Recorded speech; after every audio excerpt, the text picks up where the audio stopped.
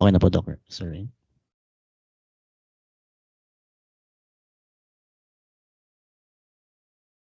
Si Dr. Michael ata ay nag-CR.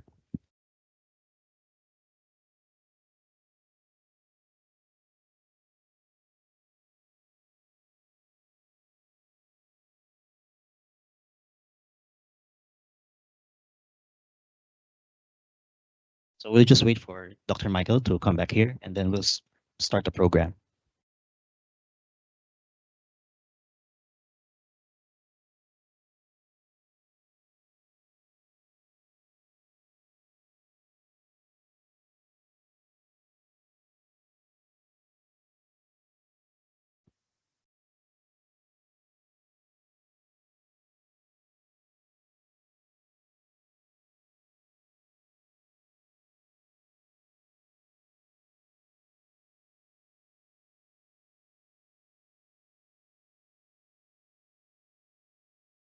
Everyone, please settle down.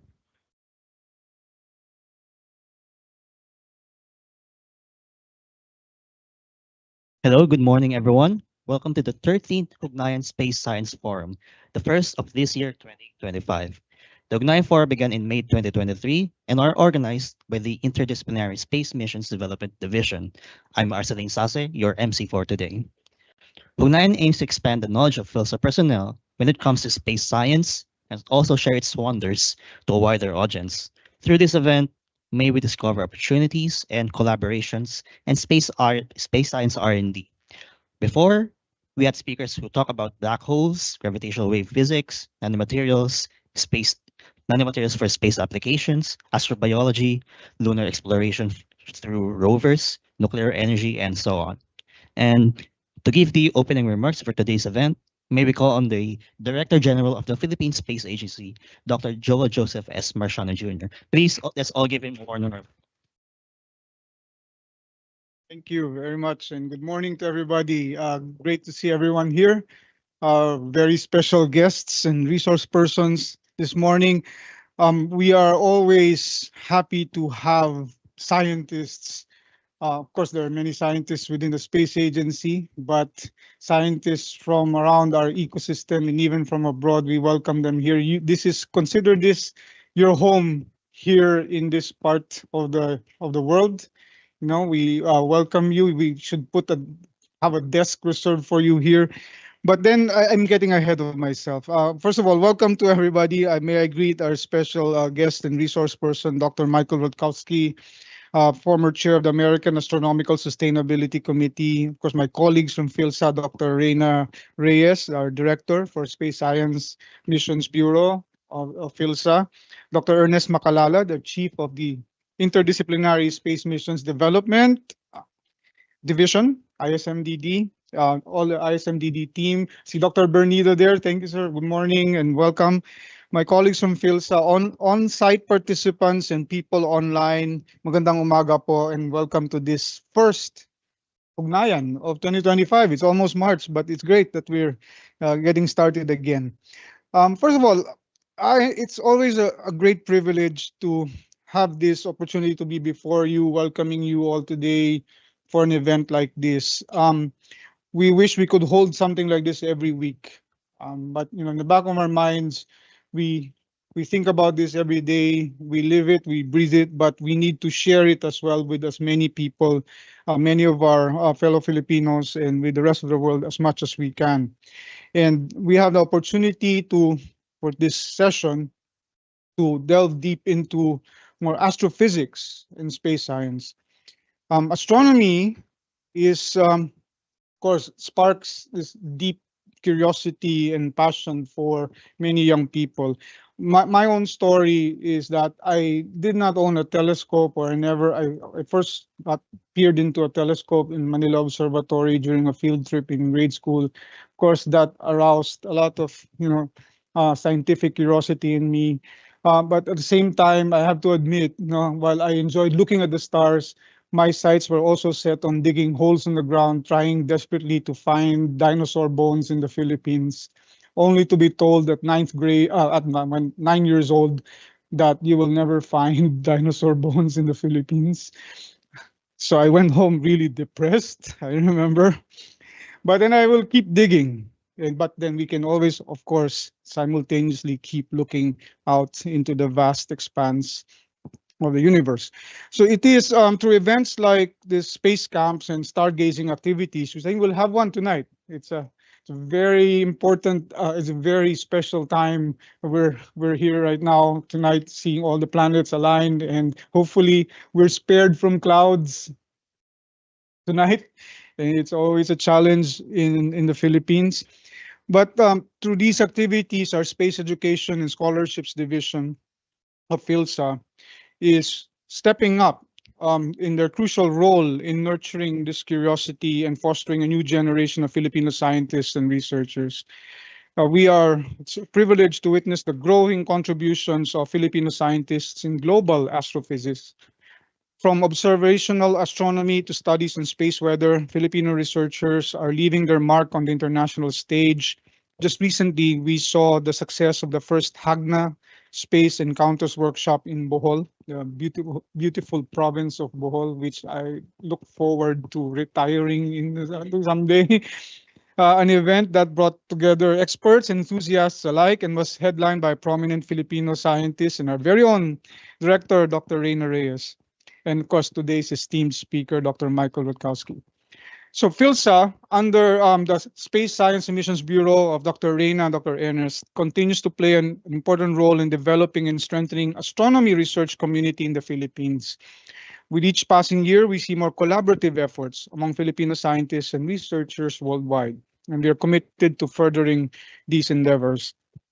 So we welcome Dr. Michael Rutkowski to PhilSA today. His contributions to the field of astrophysics are remarkable, from his expertise in ultraviolet data to his work with some of the most prestigious space-based observatories, such as NASA's Hubble Space Telescope and the James Webb Space Telescope. Dr. Rutkowski's research is pushing the boundaries of our understanding of the universe. He's an active member of professional academic societies around the world and a respected voice in this field. Today, he will take us on a journey to the first 100 years of astrophysics, reflecting on the tremendous progress made and exploring where we are headed. We will hear about his own research on galaxy formation and evolution, and his unique experiences engaging with Filipino students in the field. We will also learn how emerging technologies like machine learning can open exciting new doors in astrophysics. So collaboration is a key to the growth of this young agency, as we all know here. And I will end my opening remarks by reminding all of us about our mantra, which is to be a sponge, right? And a sponge is not just something passive that absorbs information. You apply yourself. When you squeeze yourself, right? Then you also give back, you give out information, you make things better. Yet you stay a humble implement that makes things better around you, that improves things for the present and the future. So let's all be sponges today, and be interactive and engage our distinguished resource person. Once again, thank you to our SSMB, to the people behind this event. A warm welcome to everybody. I hope you find today's knowledge sharing session an inspiring and thought-provoking one, as I'm sure I will. Maraming salamat po. Good morning.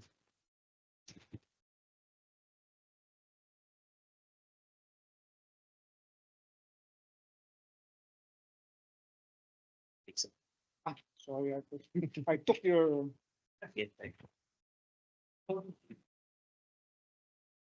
Thank you so much, Director General Joseph Marciano, for that wonderful and inspiring message. And yes, I agree that we need to extend our reach further when it comes to space science here in the Philippines. There are so many few astrophysicists here, and that's why maybe with the expertise of one such as Dr. Michael can inspire future students to pursue STEM.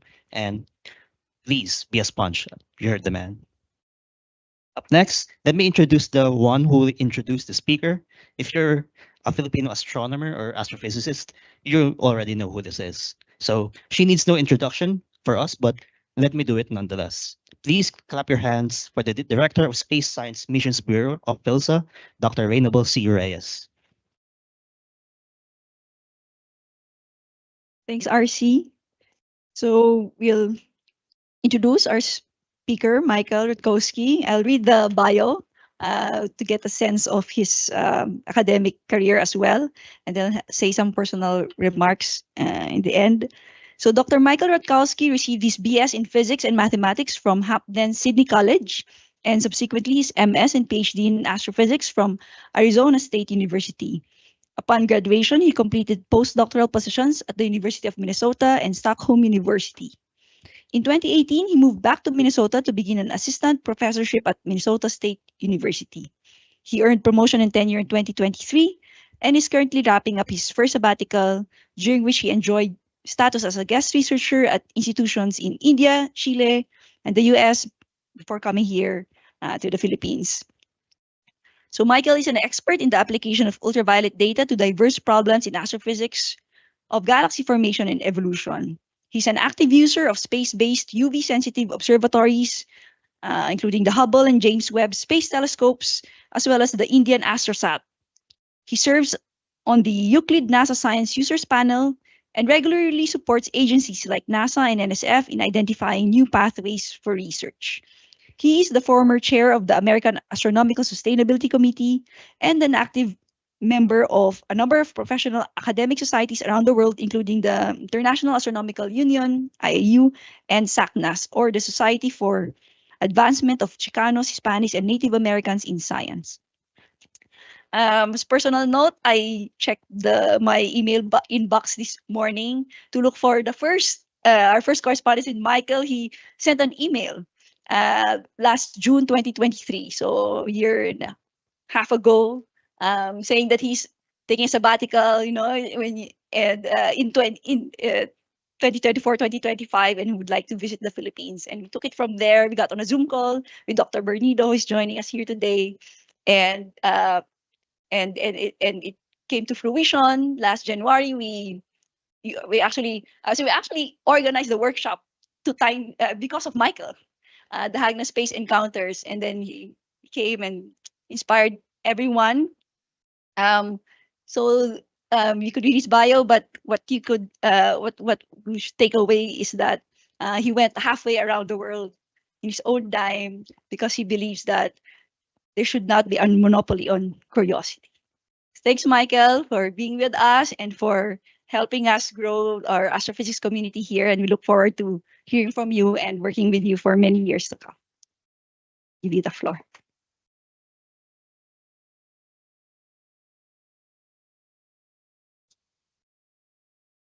So while I'm setting up, first of all, thank you to the director. Thank you. You're too kind in saying that, oh, you organized something for me. No, you all put in all the hard work of organizing all of the faculty members who came down to Hagna. They were hosted at the CVIF in Hagna, where I've been living, staying there, working with high school students.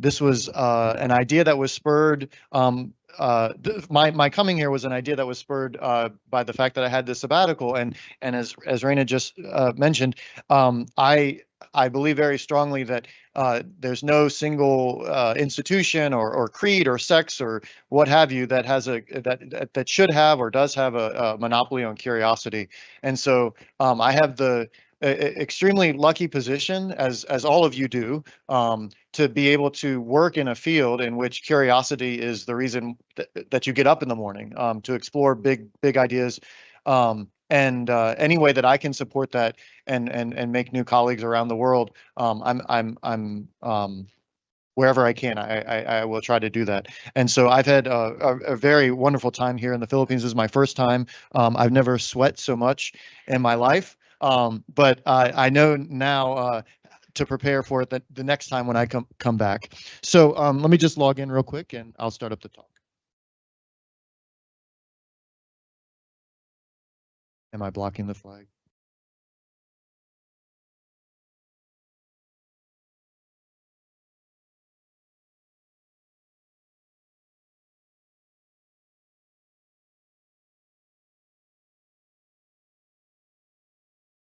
So the talk that I'm going to give, you mentioned in the beginning, we've had people talk about black holes, and I'm not going to go deep on any one topic. I want to give you a very high level view of the past century of astrophysics. The idea here is that some of you may be inspired to reach out to me after this lecture. Some of you online may reach out to high school teachers or college faculty and say, how can I do more of this? The idea is just to show you what is possible, and what is possible right now in astrophysics is much greater than what it was a century ago. So the first 100 years, the first century of astrophysics. So before I begin, I want to make two important definitions. First of all, you're probably wondering, wait, we've only been doing astrophysics for 100 years? I thought we've been looking at the stars for ever. Well, yes, that's true. But we have to make a distinction, and it's an important one, between astronomy and astrophysics. Astronomy is an ancient science. It's probably the oldest science. Humanity would not exist were it not for our forefathers and foremothers, if I can invent a word, I've never heard that before. But for for the people who moved out from the inners of Africa and spread out and over the entire globe, the way that they moved, the way that they developed their civilizations was extremely or strongly dependent on their ability to read the night sky. And it was only from that thoughtful curiosity and careful observation that we developed the societies in which we live today. Our language, our culture, our civilizations themselves are dependent on astronomy. Uh-oh, we're losing it. Okay, maybe I should just keep my finger on the keep it live. It might be trying to go to sleep. So we've long benefited from astronomy, but astronomy is fundamentally a categorical science. It's a science of classification, and it's extremely beneficial. And we still do astronomy today, but astrophysics is a different beast altogether. So to give you an example of this, here's I don't know what's happening. It keeps losing it, but I'm plugged in. I've got the voltage, but okay. So here's an example. This is the spectrum of the sun. We are all familiar with spectra, I think. You all have rain here. When the sun's light passes through that raindrop, it refracts. That light bends, and the different wavelengths bend at different angles, and that produces this beautiful rainbow that we all know. So here's the rainbow that is the sun's spectrum. On the top is the upper panel is the intensity of sunlight, and you'll notice it kind of peaks in the yellow to greenish wavelengths, as you might expect when you look outside at the sun. But when you break it down into its constituent colors, you notice that there's a diversity in the spectra, namely that though colors exist, there are also regions which are black, which are absorption. And Fraunhofer, when he first made this spectrum, hand drawn, by the way, beautiful watercolor drawing, through the application of advanced technology, a telescope with a spectrograph at the tail end of it. I don't know what's going on with the projector. Do we want to just switch to the PDF maybe or something, or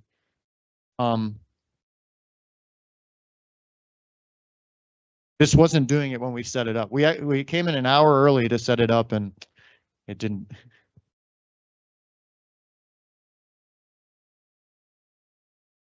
So Fraunhofer spectrum, he obtained this using instruments that we astrophysicists still use today: telescopes, spectrographs, and imaging technology. Actually, it's a bit of an older version in the PDF, actually, I come to think of it. But anyway, so Fraunhofer spectrum, he was very diligent in trying to classify all of these lines. And in fact, the names of those lines we still use today. The H and K lines, for example, in the sun are from Fraunhofer's definition. But this is astronomy, because what he didn't provide is the answer as to why the sun spectrum appeared this way. He was doing an excellent job of cataloging, just as astronomers have been doing for thousands of years, but cataloging the stars, looking at the observing the stars over time. But he didn't have an answer to why, and astrophysics provides that answer to why, because astrophysics marries physics and physical laws to the science of astronomy in order to derive new insights into the way that the natural world works. So the next slide, go to the next one. We'll just skip this one for now. In the next slide, we'll introduce the person who I think arguably is the mother, if you would, of modern astrophysics. So this is Cecilia Payne. And Cecilia Payne one of the first people to recognize how to apply physics to astronomy in order to gain insight into the nature of our own sun and stars in general. And she made this start in astronomy by attending a lecture, much like this one. She attended a lecture by Arthur Eddington, who had just observed an eclipse as a test of Einstein's theory of general relativity, and reported on that to the community at Cambridge. She engaged in at Newnham College. She engaged in a physics and chemistry degree, I believe. When she graduated, her prospects were very limited for employment, so she decided to go elsewhere. And at the time, there was this young upstart country called the United States that would allow women to obtain degrees in astronomy. And so she was invited to work at the Harvard College Observatory, supervised by the first astronomer to determine the size of the Milky Way galaxy, in fact, Harlow Shapley. And in doing so, her thesis was so good, they had to invent the PhD program for her to award that dissertation. And the reason that she was the reason that I would point to her as being the grandmother is because she was the one who took physics that step beyond to astronomy. Next slide, please. Next slide. We've already talked that one. So this is going to be difficult commanding.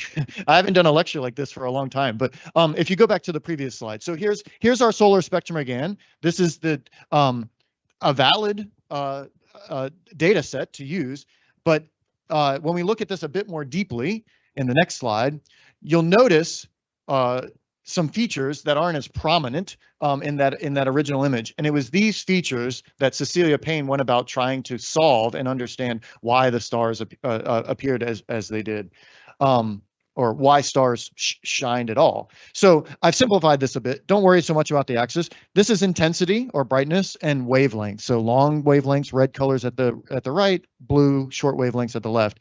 And these absorption features, Fraunhofer's categorization, the H and K lines, for example, those are the ancient understanding, or a few hundred years ago. But you'll notice labeled in black above, they're associated with particular atoms. So calcium, iron, hydrogen, so on and so forth. And what Cecilia did was to understand why the strength of those absorption features were as strong as they were. So the next slide. Now, to understand why these lines appear, we have to introduce a little bit of physics, because this is astrophysics after all. So imagine you have your simplest atom. You have a hydrogen atom, a single proton, bound to it is a single electron. As you all know, that electron is allowed to live in specific orbital configurations, n equal 1, n equal 2, but you will never find an electron at n equal 1.72. It does not reside in between these principal quantum states. These quantum states have different energies associated with them. So if it moves between those states, the universe is the ultimate accountant. It has to keep track of every one of these transitions. And it does so with a quantum of energy. One way to quantize energy is with the photon, a particle of light. If a particle of light with exactly the same energy that it takes to bump the electron to the first excited state from n equal 1 to n equal 2 passes by that atom, it will absorb that electron, or will absorb that photon, and the electron will be excited. This is an excitation. Okay? When that excitation occurs, that excited state is not the preferred energy configuration. So eventually, in the cases of atoms, in the case of a hydrogen atom, in the to the ground state transition, for something like a billionth of a second, it will reside in that excited state, but it will very quickly fall back down to the ground state. That's the preferred energy configuration. Don't think too deeply about this, but if we remove 28 floors below us right now, we would all fall down to the ground state outside, right? It's not the preferred energy configuration. We won't remain in this position forever. Neither will the electron remain in the excited state. And when it does, it will fall back down. So if you're observing this system that produces the excitation, if the electron is in the ground state and it is bumped up to the higher state, if you were observing white light, which carried all of those wavelengths of light, you would notice at that specific energy, at that specific frequency or wavelength, that light would be removed. It would be dark, hence an absorption line. Similarly, if you were observing that system, a gas of hydrogen that was excited and the electrons were falling back down, it would produce emission lines with the wavelengths of those emission lines corresponding to that energy between those two states. Okay, next slide, please. Now, what did she do to apply this theory? Oh, does this click this? Okay. What did she do to apply this theory to understanding what a star is or what stars are made of. So, as an example, I know that we have some younger people online. I don't mean to trivialize this, but I want to give you an example that you can mull over your lunch break. So imagine your worst friend. Your worst friend gives you a gift of candy, but they've done something really evil, which is to put M&Ms with Skittles in the same bowl and hand it to you. Now, that would be a horrible snack to consume because you have the sweet of the Skittles and you have the sweet of the chocolate, and then you have the sour of the Skittles all combined. It would be a miserable snack. You want to calculate, because you're a physicist, and this is what physicists do, you want to calculate what's the probability that I might pull out a green M&M. Well, in order to calculate that probability, you need to know a few things. What you want to calculate is how many green M&Ms are there in the whole candy bowl. You don't want the green Skittles because you don't want to mix Skittles and M&Ms together. You just want the green M&Ms out. To calculate that, the calculation looks something like this. You need to know the number of M&Ms relative to the number of all candies in that bowl. And then you need to know what M&Ms are green within that whole system of M&Ms. All right. You can do the same thing for a star. In order to figure out how strong an absorption line is going to be or how abundant that atom is in that system, you need to know, first of all, how many atoms can absorb that particular energy, and you need to know how many atoms are in the emitting region. But the number of atoms that can absorb that energy associated with a particular transition is a function not only of how many atoms of that element are there, but also how many atoms have their electrons in the right configuration that they could make the absorption in the first place. There are many energy levels that you can excite to in a hydrogen atom. You can go to n equal 1, n equal 2, or from n equal 1 to n equal 2 to n equal 4 to n equal 74. If all of your electrons are hanging out in the n equals 6 level, and an electron corresponding or a photon corresponding to an energy that takes an electron from 1 to 2 passes by, you don't care. You can't do anything with that photon, so you won't absorb it. So you need to know not only how much hydrogen is there, but how many hydrogens are available to make that transition. So how many have the electrons in the n equal 1 state? So that was derived by those two factors were derived by two physicists in advance. And what Cecilia did was apply those in order to measure the abundance. So basically, from Meghnad Saha, Indian physicist, he gave an equation called the Saha ionization equation, which gives you the ratio of the atoms that are in the neutral state, H1 in astronomer's language or astronomer notation, to all possible states of the hydrogen atom. So hydrogen's fairly simple. Either you're a neutral hydrogen or you've been singularly ionized. There's no other states that are available. Hydrogen's pretty straightforward. So this ratio multiplied against, like our M&M analogy, multiplied against the number of electrons that are in the n equal 1 state relative to the number of electrons in all states. And for most states or for most temperatures in astrophysics, those states are really the n equal 1, the n equal 2, and the n equal 3 state at most. So in principle, this should be ad infinitum, all the way up to n equal infinity. But in reality, you can truncate this and simplify this down to the first two states. And if you multiply these two ratios together, that's going to give you insight into the total abundance of that atom, because or as it relates to the absorption feature that you see. Okay, I apologize for the fuzziness of this slide, but we have two conclusions from her paper. I have both of them in there. The first conclusion is remarkable. This is a table, atomic number, organized in ascending atomic number, more massive elements towards to the right. Hydrogen, helium, lithium, so on and so forth. And this is the log in the third column of the abundance. So if you look at this table, what it says is that there's basically no lithium, for example, in the sun. Sodium, calcium. For every million hydrogen atoms, there's one calcium atom, or one sodium atom, or one potassium atom. For every, 11 minus 5, I'm doing the math wrong there. Yeah, million. So the abundances of elements based on the absorption features that are present are very low. In fact, the sun is predominated in its composition by hydrogen and helium. Now, this is quite different for what we observe from the Earth. And if you had asked any astronomer prior to the work that Cecilia Payne published in 1924, 101 years ago, they would have presumed that the sun, the Earth, the planets were all formed of the same nebula, the same cloud of gas and dust, and therefore their composition should be fairly similar. And in 1923, if you'd asked any learned astronomer, they would have told you the sun is probably primarily what the Earth is made out of: silicon, sodium, magnesium, aluminum, the things that we find in the rocks, the things that we find in the interior of the Earth. And yet, what Cecilia Payne found is that's totally not the case. Stars are something totally different than are the planets that orbit around them. And this is really important. First of all, because this is the application of modern physics to astronomy and the formation of this new field, really, of astrophysics. But it's also really important because before this point, no one had any idea why the sun shines, because you couldn't figure out how it shined if you didn't know what it was made of. Is it just a big bundle of sticks in the sky that's burning?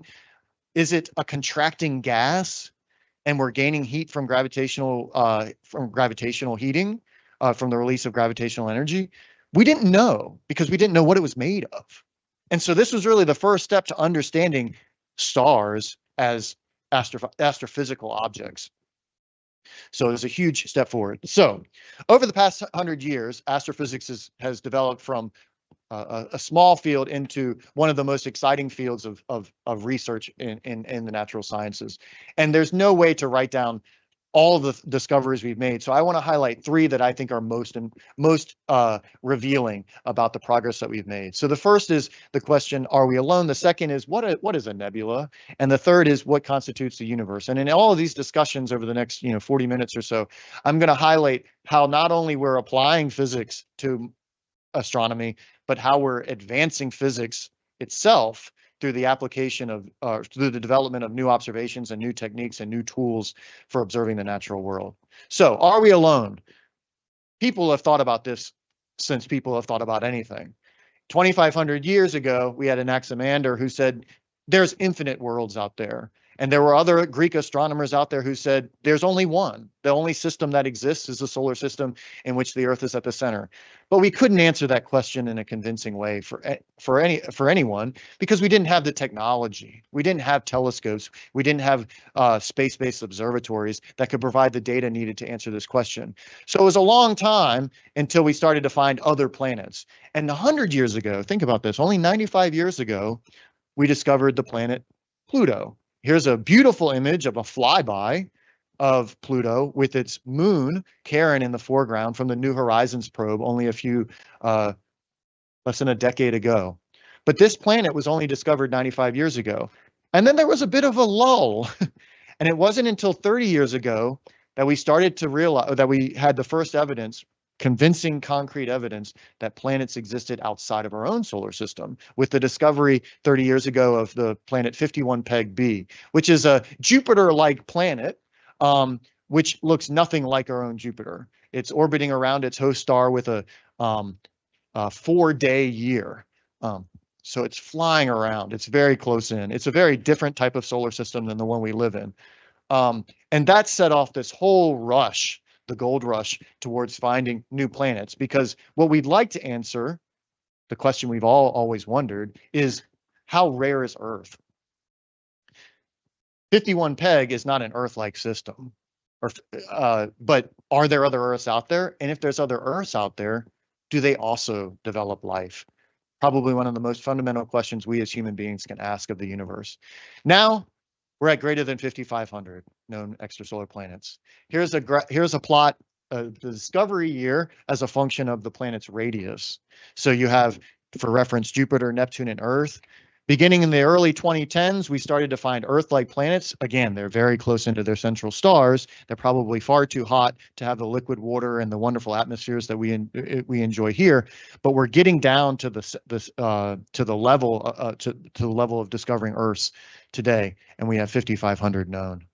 Now, this is really exciting. Whenever I give a talk to astronomy Intro 101 students, usually one of the questions I always get is, do you believe in aliens, or do you believe that we're alone? People intrinsically are interested beyond just the nerds of us in the room. They're interested in planets outside of our own solar system.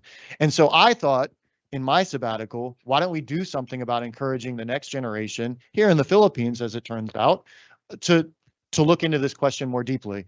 And the program we developed applies a network of telescopes called Skynet, which is run out of the University of North Carolina. It allows members to join and to use a robotic network of telescope, and you can't quite see because the animations don't work in the PDF. But there's telescopes scattered all over the world, in Chile, in the US, there's one in Poland, there's a couple in Australia, on both coasts of Australia.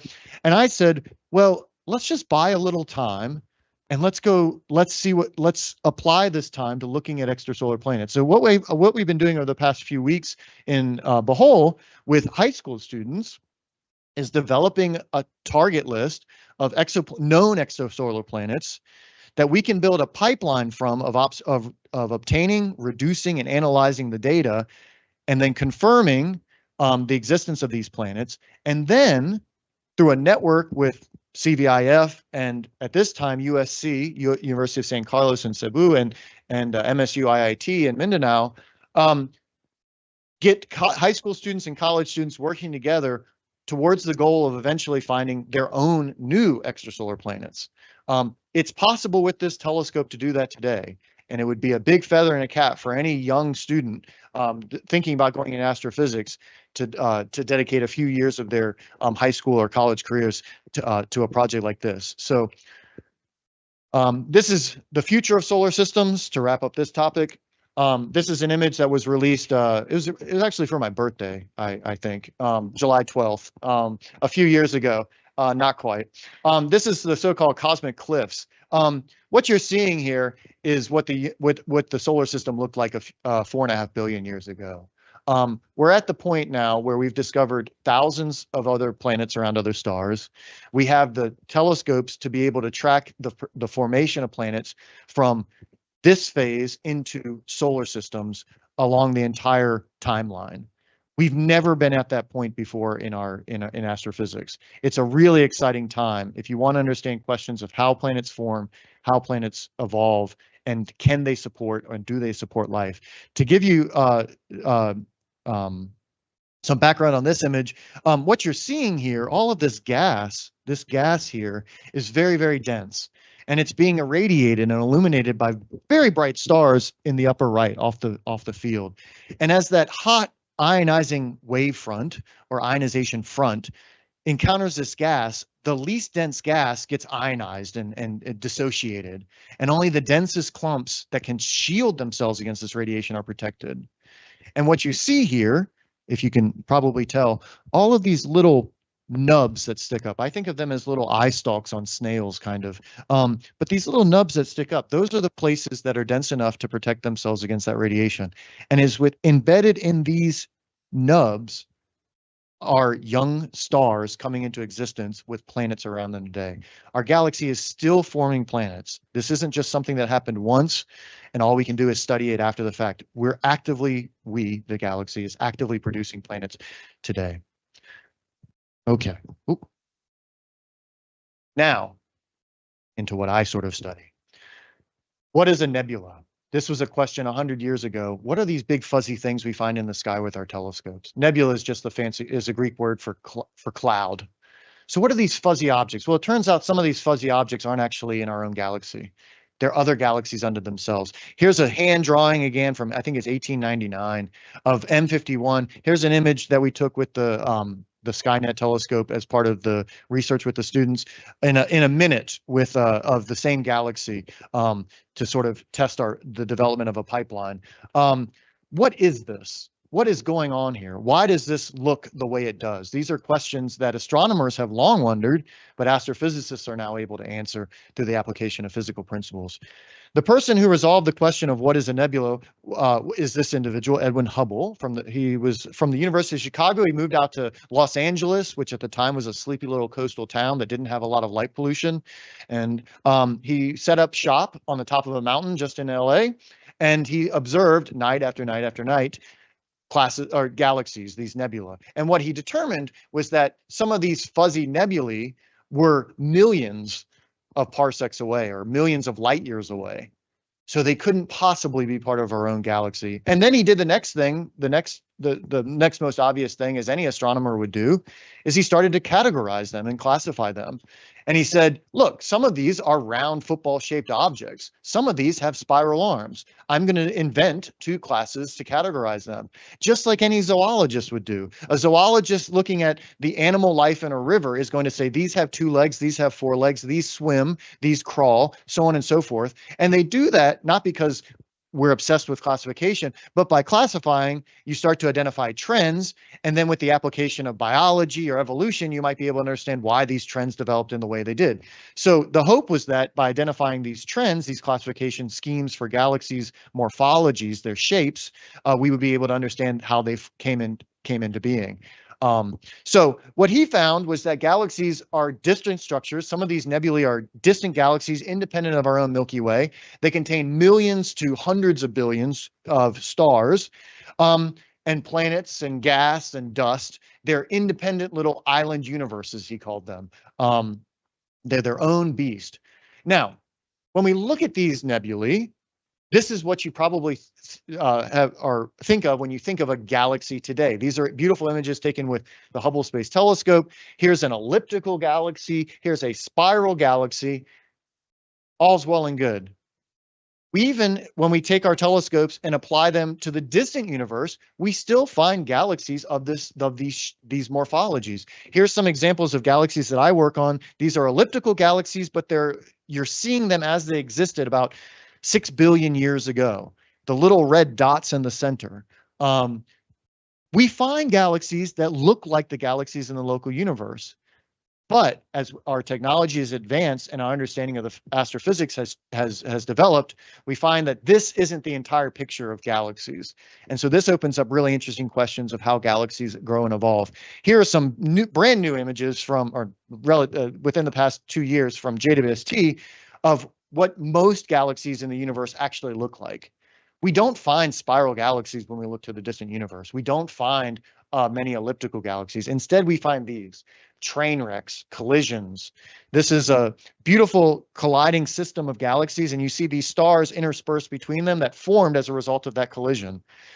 This is a very famous image. This is called the penguin, for obvious reasons. You have the penguin guarding the egg in the bottom. This is a galaxy. I don't have a laser pointer on here, but this is a galaxy which came a little bit too close to that white galaxy in the bottom left. And as it moved past, even through that other galaxy, the gravitational forces between the gas and dust and stars in that system stretched out and extended that system to make that beautiful form that we see today. And this is happening over cosmic time to develop the galaxies that Hubble identified 95 years ago. Now, this was an animation, so I'll have to scoot through it without it. But the key development in astrophysics in the past few decades has been the application of larger and larger telescopes to the study of galaxies and their evolution. And the reason that we build larger and larger telescopes is because the more light we can collect, the fainter the object we can see. And the fainter we go, or the fainter the object, the further away those objects can be. And so because of the finite speed of light, when we observe objects that are very, very far away, and it takes some amount of time to get to us, that light to be received by our telescope, we're seeing those objects as they existed in the past. And so here, we're using the universe as a time machine. We're able to look at the distant galaxies, look at their shapes. These are some of the most distant galaxies that have been observed in this GIF that won't be a GIF, but they look, of course, nothing like early spiral or elliptical galaxies, but this is what galaxies look like. But these galaxies, though we can't trace any one of these galaxies' evolution to the present day, these galaxies must end up looking like the galaxies that exist around us in the local neighborhood. And the way we can figure out how do you go from this galaxy to the Milky Way is by the application of physical laws, the laws of gravity, the laws of hydrodynamics, so on and so forth. And what we've observed. Oh, it is? Oh, it doesn't show up too well on the screen though, but that's all right. So what we've observed, and this is really what a lot of my research has been focused on, is that galaxies do evolve over time, and they evolve through the result of in situ, internal processes, things like star formation and the death of stars that disrupt the gas, they disrupt the structure of galaxies, they disrupt the metallicity content, or they change the metallicity content, and the activity, the formation activity of supermassive black holes. When supermassive black holes form in the center of galaxies, sometimes they burp. And when they burp, they can shut down star formation by forcefully injecting energy into the system, making the gas too hot to form new stars for some period of time. They also evolve by external processes. They have all sorts of exciting names, mergers and collisions, but also strangulation and stripping. As gases move through large clusters of galaxies, the pressure of those clusters, the hot gas in those clusters of galaxies, can strip and strangle the galaxies as they pass through, stopping them from forming any new stars. So this timeline that we look at is pretty straightforward.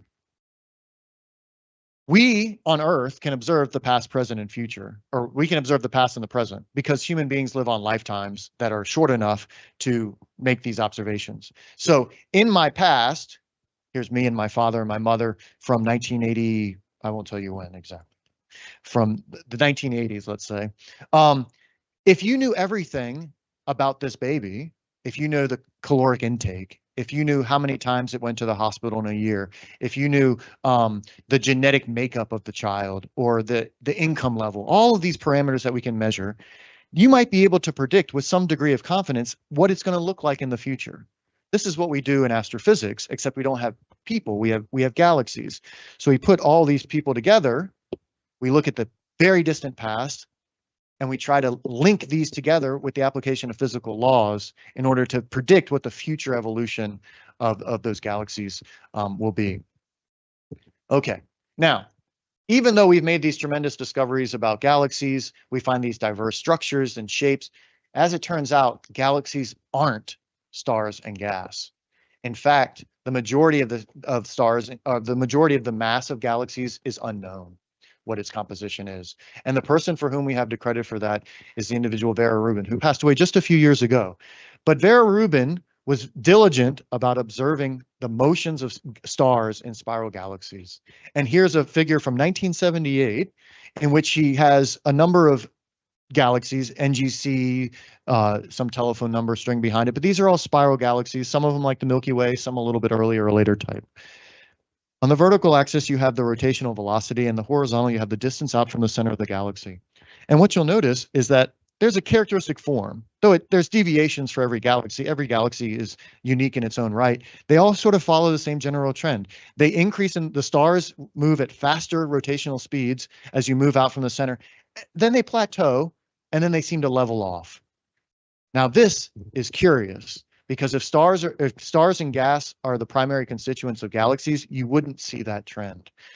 Now, again, with some first-year physics, if you set the centripetal force on a star equal to the gravitational force that the star experiences due to the gravitation, the mass internal to the orbit of the star, it's pretty straightforward. MV squared over R is equal to GMM over R. All right, GM over R squared.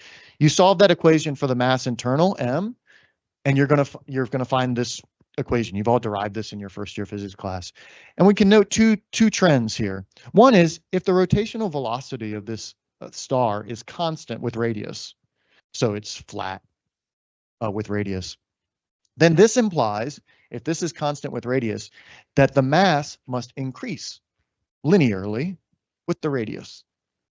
Similarly, if the mass is constant, then that implies that the velocity is going to decay with the square root of the radius. Okay, so in our own system, Mercury is traveling the fastest around the sun. Venus is traveling a little bit slower. Pluto is just piddling around in the outskirts of our solar system. Why is that? Well, the reason is because the difference between the mass that's internal to the orbit of Mercury and the mass that's internal to the orbit of Neptune is minimal. They effectively see the same mass because if you remember, 99.99% of our solar system is the sun. And for Pluto, way off at 100 AU or 40 AU, excuse me, way off in the distance, it sees the mass internal is basically associated with a point source in the center. So its speed is dictated by that distant solar mass. It hardly even recognizes the influence of Jupiter or Saturn, and it certainly doesn't care about the existence of Venus and Mercury and Mars in the central solar system. Now, if you compare that trend, this Keplerian law, to what we observed in the previous photo, it's totally different, which indicates that the mass in our solar system is, or excuse me, our mass in our Milky Way galaxy is not associated with a single point mass in the center, but that kind of makes sense. When you look at the Milky Way, you can see lots of stars and gas and dust beyond that supermassive million solar mass black hole that sits in the center of our Milky Way. But, switching between the, I'm going to close this. But when you look at these rotation curves that Vera measured, they flatten off. And remember, if the mass, or excuse me, if the rotation velocity is constant, that means the mass is increasing with radius. Now we run into a problem here, which is that as you start to move to the very edge of where you can find stars, period, that trend, the velocity of the star is pretty much constant, indicating there must be a lot of mass at large radius that we can't see. Now, we're very original in our nomenclature here. Matter, something that interacts gravitationally, matter, which we can't see, is dark. So we call this dark matter.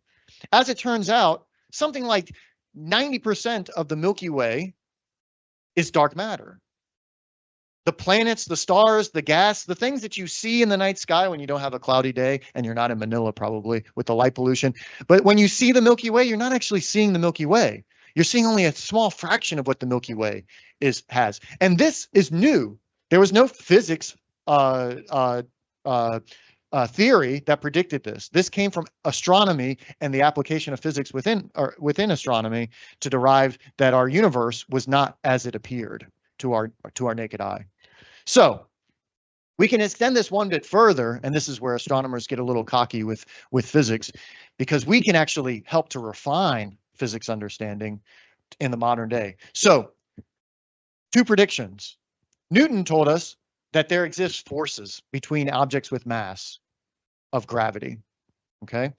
Gravity is a force. We don't know what a force is, but let's assume that forces exist.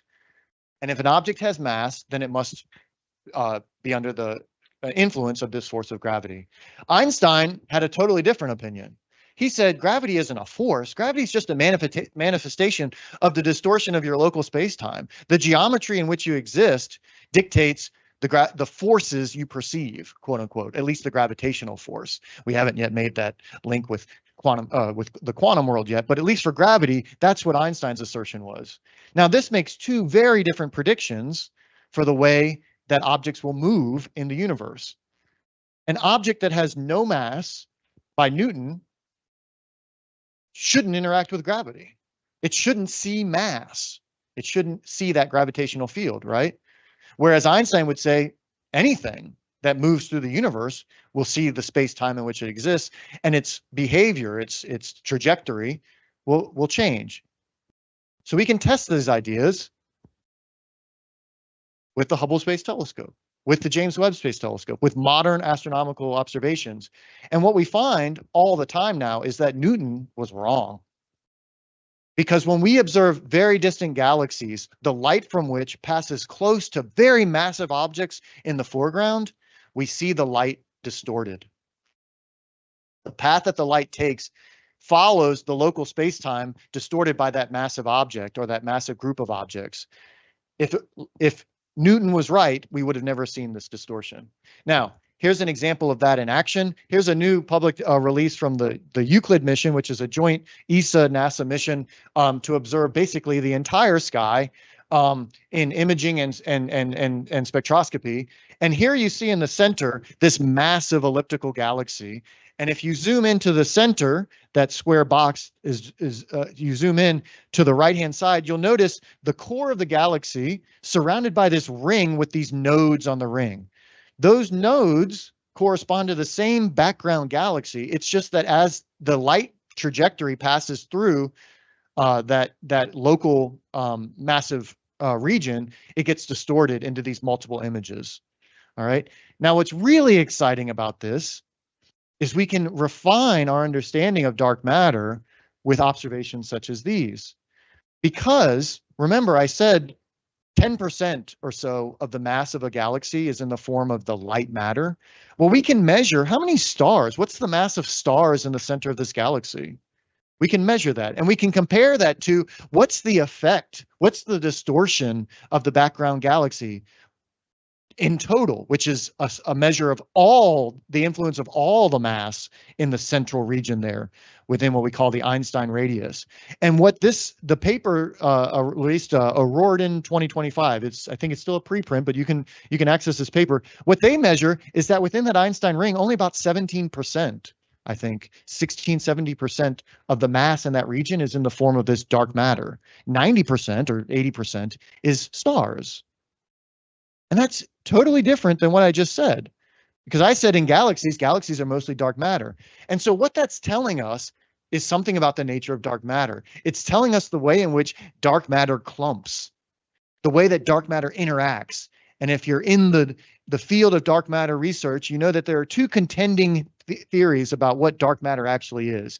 Is it a particle like a WIMP, a weakly interacting massive particle, like the world's worst wrecking ball, a giant wrecking ball, massive particle that when it slams towards the building, it just passes right through the building because it weakly interacts with the matter in the vicinity? Or is it some other new particle, like the leading contender is an axion? I actually bought some axion here. Axion, you know, it's a cleaning liquid. You use it to wash up your dishes.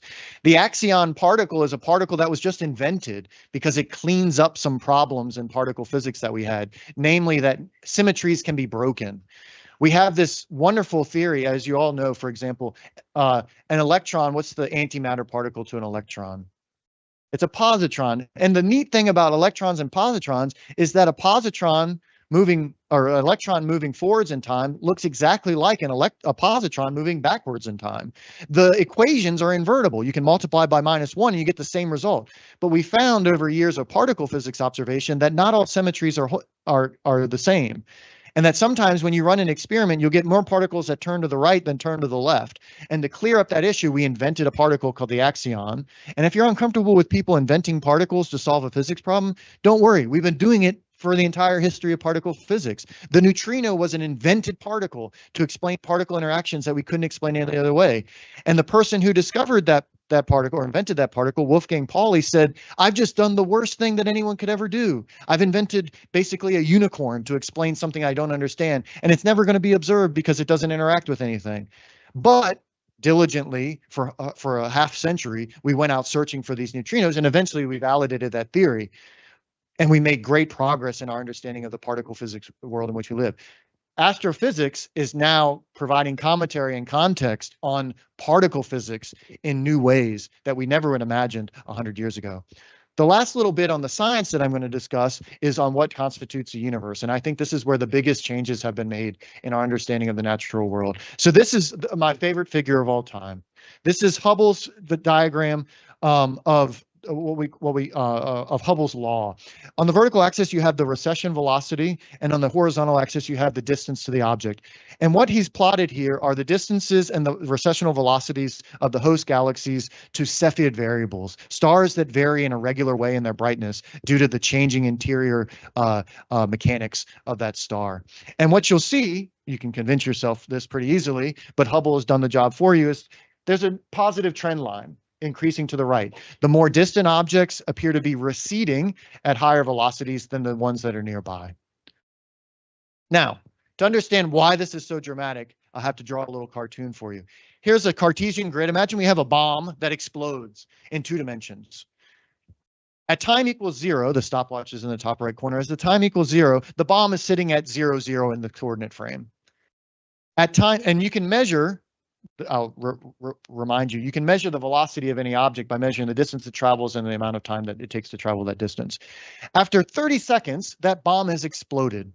Okay. Now you can map out all of the little pieces of shrapnel and debris that come out from that explosion. I've labeled here 3, A, B, and C. Okay. A is down in the bottom left, C is in the upper right, and B somewhere near the middle. There's a cloud of debris. All of that debris started moving from that single point, 0, 0, at the same time, and yet object A is all the way in the bottom right corner, indicating that it must be traveling faster than the other pieces of shrapnel in order to have covered that distance in the same amount of time. Okay. Now, we can make a plot. We can plot the velocity of those pieces of shrapnel as a function of their distance from the origin. And what do you get? B, the one that had traveled the least distance, was closest in to C and A, and you get this nice positive trend line. Now, let's go to a more modern observation of the Hubble law. This is by Wendy Friedman. This is actually the reason why we built the Hubble Space Telescope. We needed to get very precise distances in order to determine what is what we call the Hubble constant, which will become clear by the end of this discussion. To measure this, you measure the slope of this line, the Hubble constant. So delta y over delta x, we call that the Hubble constant. Looking at the units, it's 74 from this diagram, something like 74 kilometers per second per megaparsec. Now, those units should probably bother you as a physicist because those units are redundant. Kilometers and megaparsecs are both measures of distance, so that we can cancel those out. So what really the Hubble constant units are is just inverse time. It's like a rate. It's a rate of expansion. Now, if you invert the rate, if you measured the rate at which the bomb shrapnel was receding out, you'd be able to calculate how long ago did that bomb go off by inverting that. And if you invert the Hubble constant of 74 kilometers a second, you get a time of 13.8 gigayears. This is the time of the Big Bang. This is when that expansion occurred, when it started. And it's been proceeding outwards, or it's been proceeding ever since. This is the age of the universe.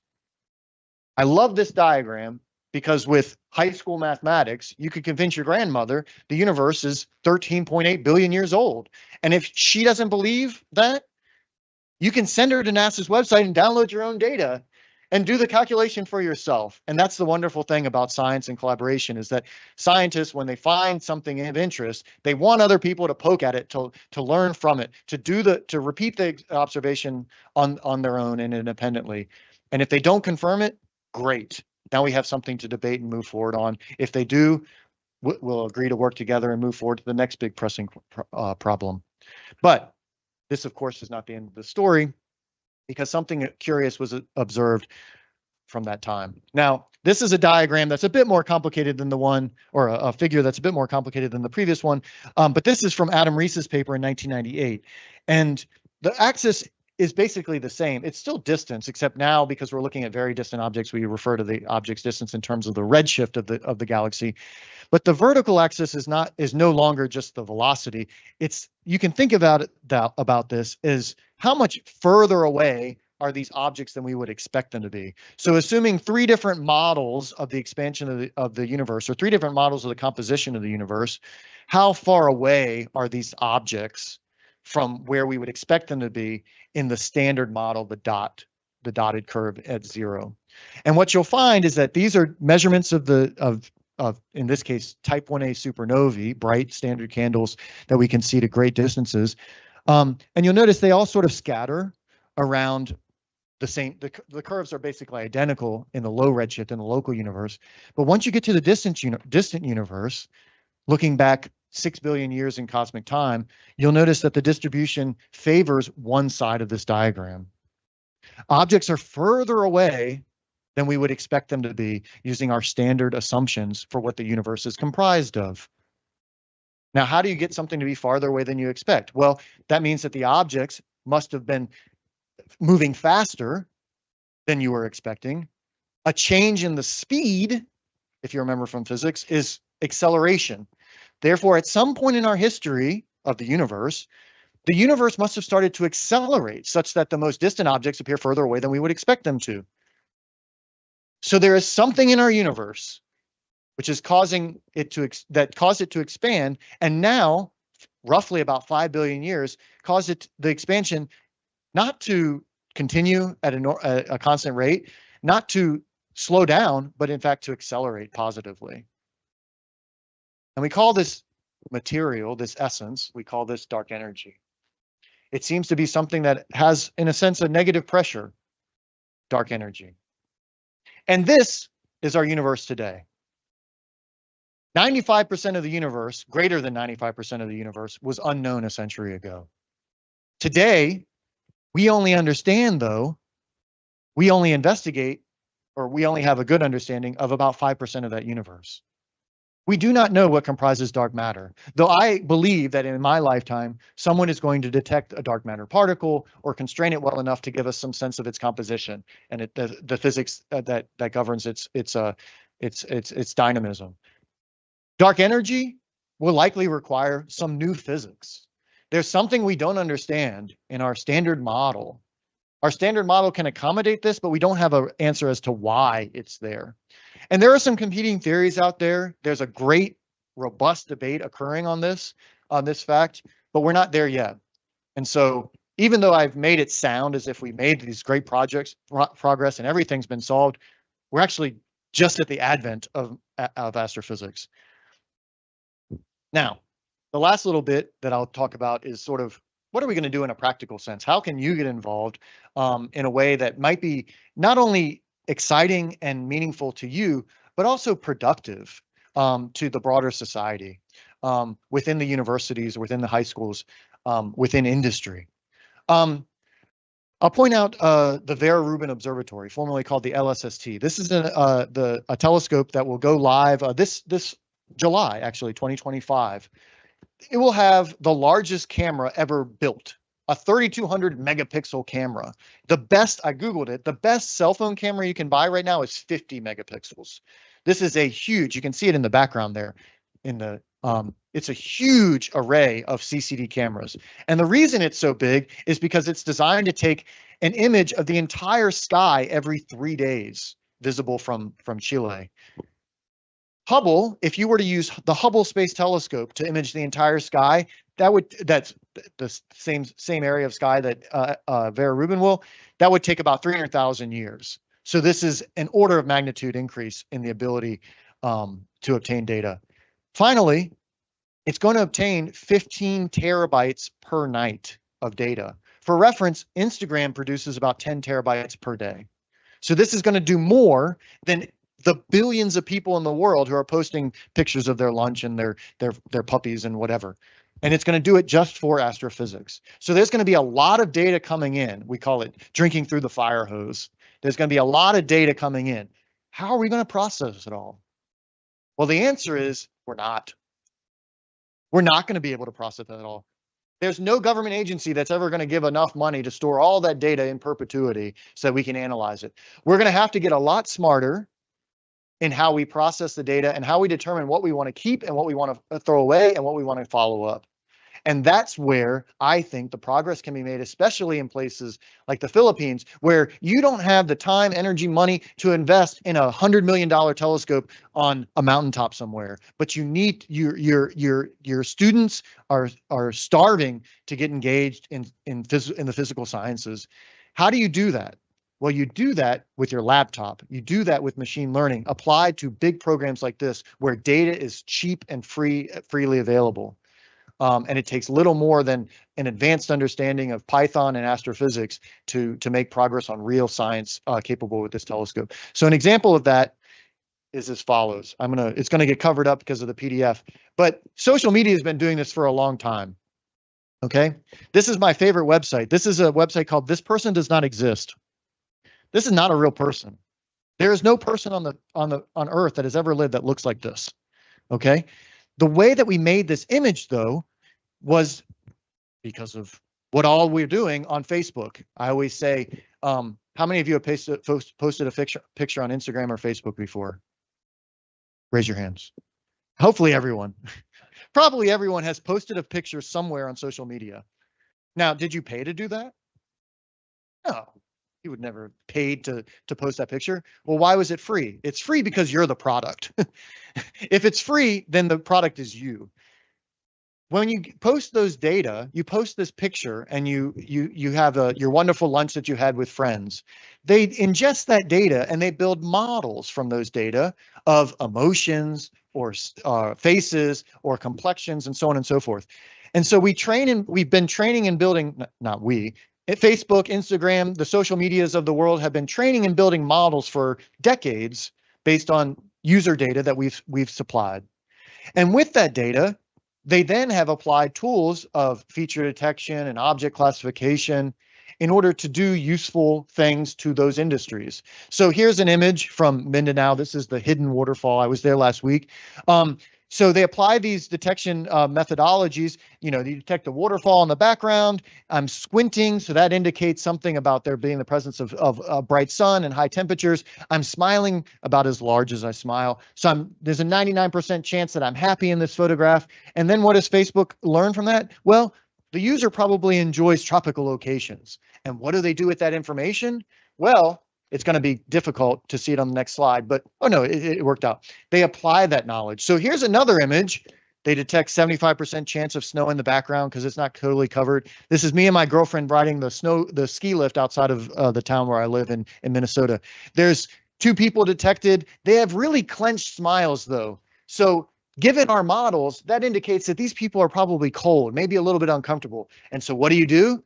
You initiate the tropical vacation advertisement protocol to sell them on what the advertisers are selling. And then you get all the ads and the pop-ups, and everyone always complains, how is it that my phone seems to know that I need cat food? Is it listening in on me? No. It's taking the data that you provided, applying models to it, and then pushing advertisements that are catered to you, because people pay big money to know you're hungry or you want to go on a vacation or so on and so forth. Now, this machine learning, this object classification, this is all well and good. And there are lots of people who will pay top dollar for you to come in and apply those skills to industries like social media or what have you.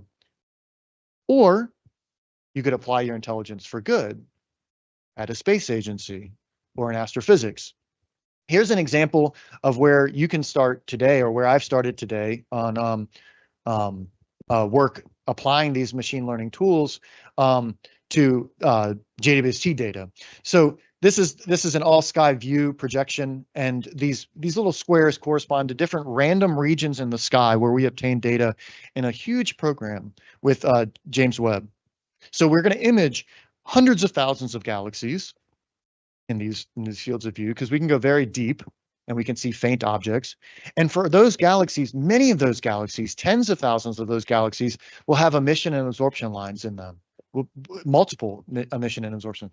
So we can not only measure their distances, which is interesting, we can also measure their star formation rates, the amount of dust, the gas consumption rates, so on and so forth. We can do a lot of science with these galaxies, but there's a lot of them there. How are we going to sort through all this mess to get to the ones that are the most important for this sort of science I'm interested in?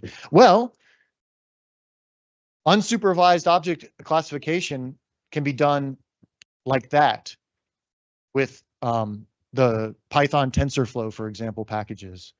So I literally spent a few weeks before at the beginning of my semester, or beginning of my sabbatical, reading docs, watching little kids on YouTube videos talking about classifying Pokemon in their images, and applying what we call convolutional neural networks to do that object classification. I said, if they can do that for Pokemon, then surely I'm able to do that for spirals and elliptical galaxies to identify the subset. And sure enough, I apply that process, and these are some of the JWST spiral galaxies, very, very distant galaxies that I didn't have to look at the data in order to sequester that population out.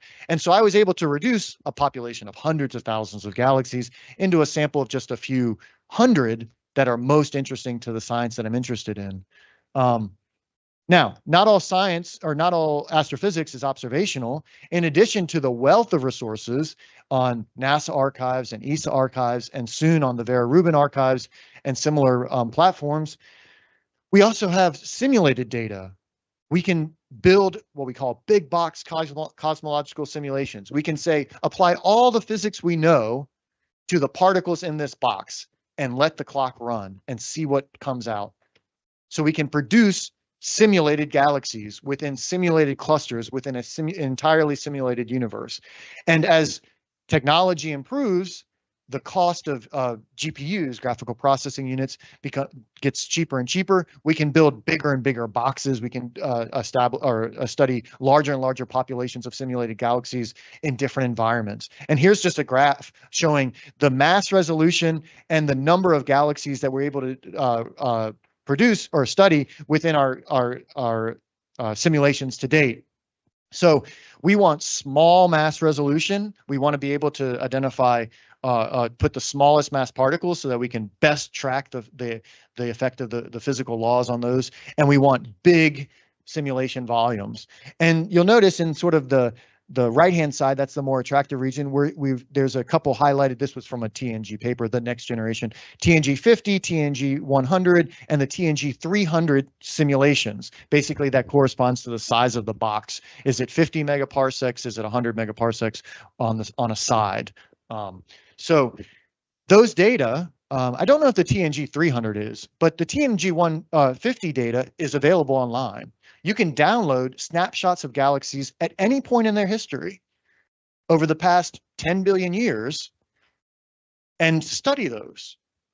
And you know how the galaxy was formed. So whatever results, you can correlate with the physics that was input in order to learn to make new insights into the evolution of galaxies. Here's that applied, that same method that I applied to the JWST galaxies, but for identifying spiral galaxies in these. And I only put this in because these look a bit more like spiral galaxies because these are much more local. They're much more well resolved than the galaxies we study in James Webb. But you'll notice, these are all, beautiful spiral objects, spiral galaxies, and I never had to look at these data. And all this requires, and I think this is my last slide, is that with a laptop, with some good coffee, so a little bit of astrophysics, some computer science, you can start doing meaningful work to advance astrophysics as a field. And in doing so, you're not just doing astrophysics, but you're helping to refine our understanding of the physical world generally, because astrophysics is not astronomy. It's not just the categorization. It is a collaborative venture between all of the natural sciences to try to understand why the natural world looks the way it does.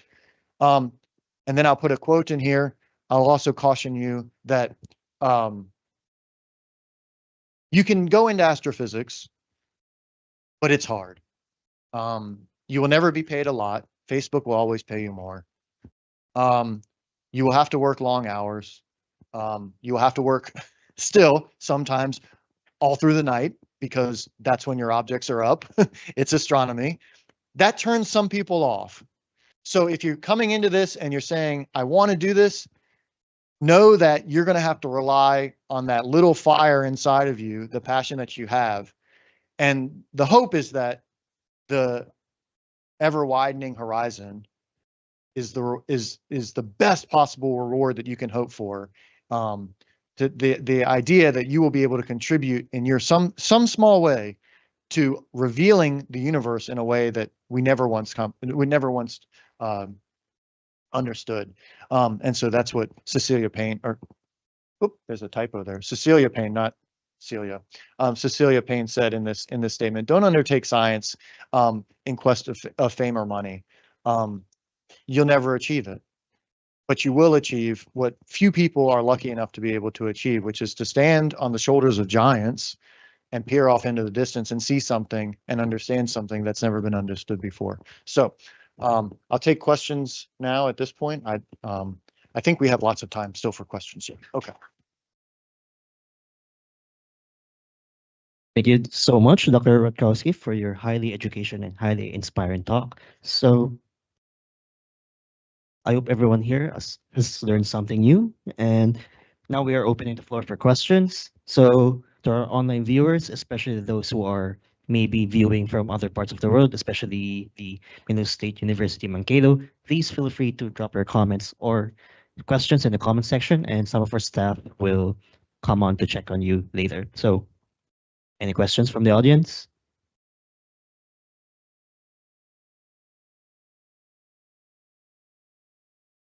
Hello, good morning. I'm Raymar, and I'm one of the people working on remote sensing. So basically, from satellite picturing the surface of the Earth. And in remote sensing, we utilize uh, information in satellite images from, let's say, RGB, NIR down to sphere. So earlier you mentioned that there are open source data available for images of the universe. So what can we do with this information? I mean, can we identify the composition of the interstellar gases, identify the composition of the sun or the planets, and so on? And what relevant information, I mean, what relevant data do we need for that? Yeah. So to answer your, well, first of all, I should highlight the first part of your question, which is, in the US, for example, NASA is not just astrophysics. NASA also has Earth observations as well. And the reason that they pair the two together is that the science is maybe different, but the techniques are often the same. Like whether you're looking down and trying to measure the size of a rice field, or whether you're trying to measure the size of a crater on the moon, it's still a size measurement. So the analysis is very similar. So even if you don't go into astrophysics, there's still ways to apply the same tools that you might develop in an astrophysics degree within, PhilSA or what have you. So to get to the question specifically, what data are there? The nice thing about particularly the research that I do is that the telescopes, the observatories that are built are so expensive that they can only be built by nations. Private universities or private corporations or universities can't build these instruments on their own. They have to join forces on the national scale. And what that means is that the taxpayers pay for them. And what that means is that the data should be made available to all taxpayers. So every instrument that's ever launched by NASA, those data become available. And every instrument has some utility for some science, not just the science necessarily that was prepared or produced for. And so you can go online to NASA archives, for example, the HEAS archive or the MAST archives, and download the data that you want in order to do the science that you're after. And when it comes to like the specific science you're interested in, the wavelength of the data or the mode in which the data was obtained does matter. If you're doing studying dust grains, you want to figure out how big are the average dust grains around old stars. As stars reach the end of their lives, they tend to blow off their outer envelopes, and as that carbon-rich material often moves out to great distances, it starts to cool and coagulate to form dust grains. The building blocks of the next generation of planets, perhaps. We have theories on how, in a laboratory, how fast a grain grows. You want to compare those to the reality in deep space. So to get that information, imaging may not be enough. You may need to get spectroscopy. Spectroscopy in the optical may not provide the utility, the utility that you need. You may need to go to the infrared or the radio in order to measure the sizes of dust grains or molecules. But it always depends. It always depends on your science. There's if I can step back to when I was a wee young lad in 2006, my first project ever was with the Chandra X-ray telescope. Million degree gas that I was studying, and I've been moving ever since to cooler and cooler. And I've been moving from instrument to instrument as my science has changed, as the physics that I want to tackle changes. You need the whole panoply of telescopes to do astrophysics, and insights often come, I think, from the development of a telescope for one goal, but the reapplication of the data that's been collected to some new science. So I'm a huge proponent of archives and to do new science in new ways. As a specific example of that, I have a Hubble program to look at dust absorption in distant galaxies. this proposal was originally looking for very, very high redshift galaxies, what we call Lyman break galaxies, strongly star-forming distant galaxies. But they observe, a field of which there might only be one of these galaxies in that field. Well, what about those other 10,000 galaxies in the field? Surely they're going to tell you something new and interesting. And so you can apply to these resources to receive support to a novel reduction and analysis of these data and develop new science from it. Does that answer your question? Or yeah. Yeah, it did. Thank you. Okay. Thank you, Raymar, from the Space Data Mobilization and Applications Divisions of PhilSA. So, anyone else has any questions? Don't be shy. Right behind you. Sir Eli. Hello, thank you very much for the wonderful presentation. I want to ask, there was a paper published last 2024 regarding the formation of galaxies. They were comparing the formation of galaxies based from the lambda cold dark matter model and the MOND model. And they have found that the galaxies form very much faster than what is predicted by the lambda CDM. So they have somehow concluded that there might be other or something happening else than than the lambda CDM, and the observation somehow agrees with the MOND model. However, in the year prior that, there was an observation regarding wide binaries. They were observing the acceleration of a binary system, and they have found there that the MOND theory actually breaks down to about 10 sigma significance. So what are your thoughts on this? I have a lot of thoughts on this. So there, the references. So our sort of our standard model is what we call the lambda CDM model. Lambda from Einstein's theory is actually lambda is Einstein's greatest blunder. I don't know how many of you took a a general relativity class maybe in grad school, but in his field equations, when he first wrote them down, everyone said the universe has been in existence forever. And so in order to make his universe in GR match up with what everyone expected the universe to be, he added in this extra term, and he hated it. He hated that it was in there. But in the 1990s and 2000s, this term became very important, this lambda term. And then the CDM is cold dark matter. Lambda CDM is our best working model for how the universe evolved, and how the universe came to be the way it did, the way it is. Now, there are, we don't just accept things as truth and move on. If you're doing good science, you're trying to attack the theories that we accept to be true. And one of the theories that has been developed in the past, I don't really know when, maybe in the 1960s or 70s, MOND first arose. And MOND is an acronym, Modified Newtonian Dynamics, and basically says gravity on large scales doesn't behave in the same way that we see it behaving on smaller scales. And when we say large scales, we mean the scales of clusters of galaxies, for example. That the reason that galaxies rotate in the speed at the rates they do is not due to the presence of maybe dark matter, but is due to Newton's laws sort of falling apart at that, and we need to revise them. There's nothing intrinsically wrong about that. That's what good science looks like. Good science is attacking theories that we all accept to be true. The problem with MOND is that it's sort of, in a way, it's kind of like string theory. Like string theory is very difficult to test, and when it doesn't make very many predictions that are novel. And so MOND, we test it, and it comes up short often in those tests, as you mentioned with the wide binaries.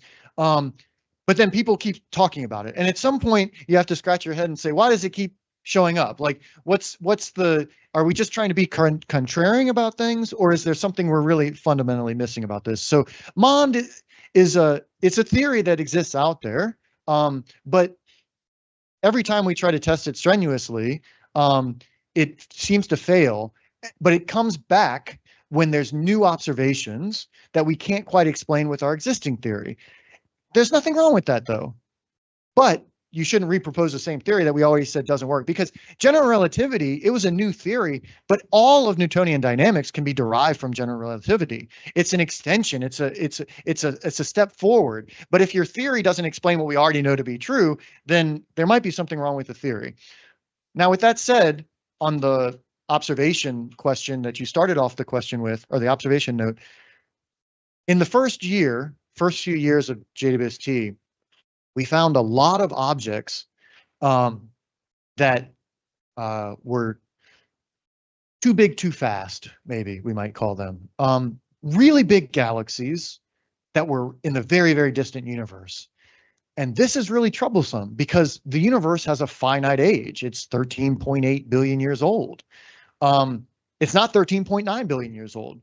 So if we see a galaxy at redshift of 15, when the universe is only a couple 100 million years old, but it looks like it's been forming stars for 500 million years, given our current theory of star formation and how we derive star formation rates from observed data, then we have a problem because the universe isn't old enough to fit that galaxy's star formation in there. So something's up. Now, the something's up is oftentimes experimental consideration. And one of the resolutions that came out very quickly after this first wave of papers came out saying the universe might not be old enough to explain the galaxies we're finding with JWST is that oftentimes we were finding, not always, but often we were finding, for example, galaxies that were much dustier than we thought. And if they're dustier, then they're redder. And if they're redder, the model ages that we would fit for the stars in those galaxies would be different than their true ages. And if you think about the observations that we're getting for the most distant galaxies, we're oftentimes only getting a few data points in the near infrared. We have very poor constraints on the majority of the stars. We're basing our masses largely on the most massive stars in those galaxies. And the most massive stars have this very particular issue that they produce a lot of light. And the way in which those stars are rotating, for example, if they're rotating very quickly, the amount of light they put out, the light that we're using to infer their total mass, can change dramatically, an order of magnitude. If those stars are forming are chock full of metals, that changes the spectrum of those stars. And we're trying to base a stellar mass estimate on only a handful of young stars because we just don't have the data at longer wavelengths. And so a lot of the work on galaxies being too big, too early, has sort of dissipated. A lot of that focus has dissipated as we've just been more careful in our extraction of data and analysis and expanding the suite of models that we consider in the fitting of these galaxy spectra or SEDs, spectral energy distributions, and it hasn't quite gone away. There are really young galaxies really massive galaxies in the high redshift universe, but they're not in violation yet of the land of CDM. And when I was a kid, when I was in like the early 90s, we had this huge problem. We had a similar problem with globular clusters, for example. We looked at the ages of globular clusters in our own Milky Way, and they seemed to be 14 or 15 billion years old. But our universe was only 13.8. So how in the world did these come to form? Well, for decades, globular cluster physicists pored over these data, took new data, built new telescopes, made new surveys, and better constrained the evolution of the lowest mass stars, which to that point weren't very well constrained. So now I think we're in a similar period in the high redshift universe, where as the new data comes in, the theorists and the simulation folks will provide better and better models to accommodate these observations. And if they don't, then we'll have to look at some other process. But I think before we jump to MOND, it's better to kick the tires a bit on our current assumptions, because this is a realm of the universe we just haven't we haven't focused on yet because we tend to focus on the things that we can see. And before James Webb, we weren't really observing galaxies at redshift 15. I think the highest one was GNZ 14. Now we're finding redshift, and that was one galaxy. Now they're, I don't want to put a number to it, but the number of galaxies at redshift greater than 10, I don't even have enough hands and toes or fingers and toes to count them. I mean, there's a lot there from JWST.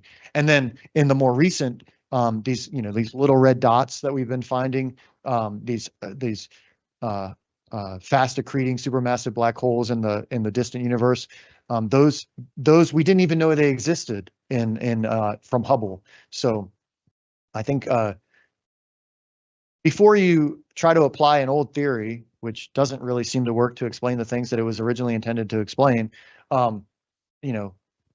let's look at our data a bit more closer. Let's look at our assumptions. Maybe our assumptions are incorrect in the observations themselves. But it's still a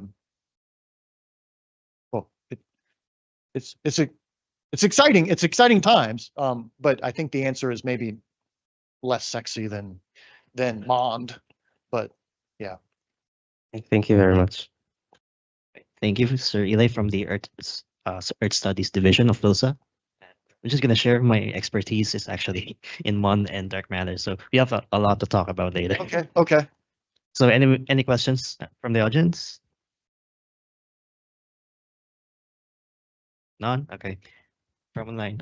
There's one question from YouTube. The question is dark matter different from antimatter? Yeah, so antimatter, when antimatter finds matter, it destroys itself. It produces pure energy. Dark matter, hopefully, because dark matter is passing through our body right now. I mean, it must be because we live inside the Milky Way galaxy, which is 90% dark matter. So, and I'm still here. So, now the maybe I don't know. Hopefully, they're not secretly a Nobel Prize winning physicist that's asking this question, but there is this. I didn't mention it in the talk, but there is an issue in the world of Landis CDM, what we call the Hubble tension. That this idea that when we measure the Hubble constant, this 74 kilometer per second per megaparsec constant in the local universe, that doesn't agree with what we measure in the distant universe. And so why? The question is why. Now I tend to believe, or I'm of the camp, I guess, that I really like the way in which the value of the Hubble constant is measured in the quote unquote local universe, with the use of standard candles. It's a purely observational implication of or derivation. In the high redshift universe, it's a really exciting way that they developed this, but they basically use the shape of the CMB and the cosmic microwave background. They look at the first light that was free streaming in the universe, and they say, in order to produce that universe at 100,000 years after the Big Bang, 110,000 years after the Big Bang, we must have had, the mass of the electron, the mass of the proton, the charge, the Gaussian density distribution of particles. All of these things must have been have some value, and those values have been preserved in the CMB, because the universe we see would be different if those values were slightly different, the scattering, the clustering size scales and such. And so when they make that measurement, then they say, let's assume a suite of hundreds of millions of different types of realizations of a different universe with these constants varied. And when they apply and they say which one predicts the universe that we see, what they predict or what they derive is that the Hubble constant must be less. It must be 68 or 64. And we used to think maybe it's just an experimental distinction. Maybe we didn't understand a quantifier uncertainties well enough, but now we seem to be truly distinct. Now, one of the solutions to that problem may be that, yes, in fact, the Hubble constant does vary, because we also know that there are some really odd things going on in the universe, including, for example, that we exist. our universe has more matter than antimatter. If it had the same amount, we wouldn't be here today, because every matter particle over time would have found an antimatter particle and destroyed it, annihilated it, its companion. And that's not the case. So there could very well be physics, the physics of dark matter in the early universe, or more particularly the physics of dark energy. Late or early dark energy is one of the competing theories. But there are some advanced for dark matter too, the role of dark matter, whereby dark matter may be a different sort of particle than we've hypothesized to this point, and there's more that we need to take into consideration. But that's still largely relegated to the notepads and blackboards of the institutes of theoretical physics, and we're not quite there with observations. We're testing it in very many different ways, but yeah. But dark matter is not. I guess the answer to the question is dark matter is not antimatter. If it were, I wouldn't be here. Thank you. Okay, sorry. I got. Yeah. Yep. From you too. There's one question in the back. Hi, thank you for the interesting talk. I'm Lois. I'm one of the researchers here. So I just written out my questions. Let me read it. Okay. So we know that numerical or physical models require heavy computation. That's why people are actually going to machine learning. So I have two questions. First is, however, given that machine learning relies on past data and lacks true foresight, well, some people claim that. How does astrophysics address this limitation while trying to predict the future? That's my first question. And then second question is this why people are now combining physical models with machine learning instead of relying to machine learning alone? Yeah, so let me clarify what I mean by future, like predicting the future with galaxy simulations, or predicting the future based on the assumption of physical laws for galaxies we see today. When I say the future, I mean we'll never actually observe that future, but the predicting the future evolution of a galaxy with machine learning is there's really no problem with that, because we do have tremendous data sets. Machine learning, some types of machine, you have to train the computer at some point. We have lots of training sets available in archives of all sorts, and at all different modes, observational modes, spectroscopic imaging, but also simulation formats and whatnot. We have lots of data to train. With that said, we also don't necessarily need to train not every machine learning exercise requires us to include a huge training set. We can use the data as it exists, as its input, to also build machine learning models around it. I was just talking before this talk, we at CVIF, there's a marine sciences laboratory, and the person working on that, working with the students in observing these cone snails for evidence of neurotoxins or something. These cone snails are all different. There doesn't seem to be a natural way to classify all these snails, because they all have these little points and spiky bits that stick out in different directions, and they all look kind of random. And no one to date has gone through and classified every one of these snails' photographs that they've taken. But we can still apply machine learning tools to that by looking, for example, for clustering. We can use the machine not to identify the type of snail, but to help the machine train the machine to learn from the data set that we're ingesting. Split the data set, 20 and 80% or so, train it on 80% of the data that we're actually interested in, and say, do you identify any clustering in the data on given parameters, length of needles or length of spikes or number of spikes or whatever, things that the human eye itself could have identified, but because of the sheer volume of data, we weren't able to do so. And you can do the same thing. If you have a brand new data set from a brand new telescope, you can say, what do you find in this data from these simple parameters that we understand already?